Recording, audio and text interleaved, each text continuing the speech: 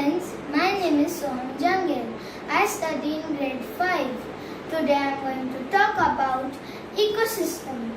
An ecosystem is made up of all the living and non-living things in an area. This includes all the plants, animals and other living things that make up the communities of life in an area. An ecosystem also includes non-living materials, for example, rock, water, soil and sand. An ecosystem usually contains many different kinds of life. Ecosystem can be of any size, even under your flower pot in the garden, a pond, puddle or the vast ocean.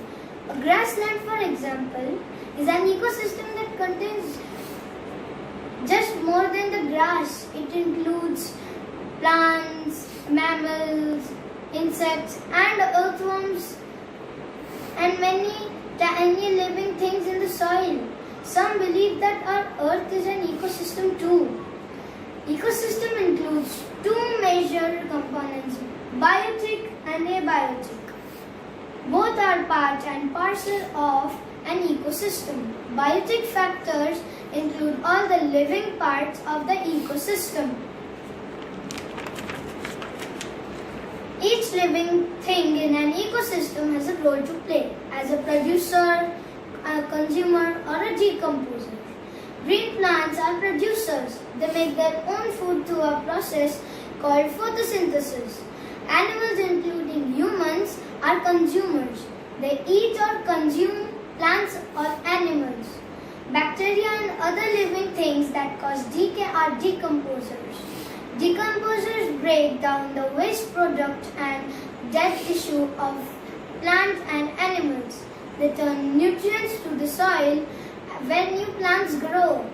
The way that producers, consumers and decomposers provide nutrients for one another is called a food chain. The abiotic factors in an ecosystem includes all the non-living elements of the ecosystem. Air, soil, substrate, water, light, salinity and temperature all impact the living elements of an ecosystem.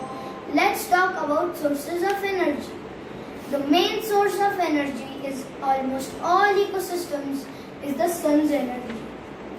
As energy moves through the ecosystem, much of it lost at each feeding level as heat. Diagrams called energy pyramid are used to show the flow of energy between the feeding levels and the next in a food chain. Let's take a relook. Now we can conclude that the ecosystem is a community of living organisms along with their non-living components of environment. An ecosystem health depends on a delicate balance among all its members and environment. If something disturbs the balance, the ecosystem and all its members may suffer. Natural things that can be disturbed ecosystem including changing climate and natural disasters. Human activities that can disturb ecosystems including polluting and clearing lands for farm or buildings. If we keep polluting our ecosystem, we will soon go extinct. The earth wouldn't be a habitable ecosystem ever. Okay, which is the ecosystem do we live in? The answer is we live in the terrestrial ecosystem. This is the ecosystem where organisms live and develop in the soil and in the air that surrounds a specific terrestrial space. Okay, another one for you.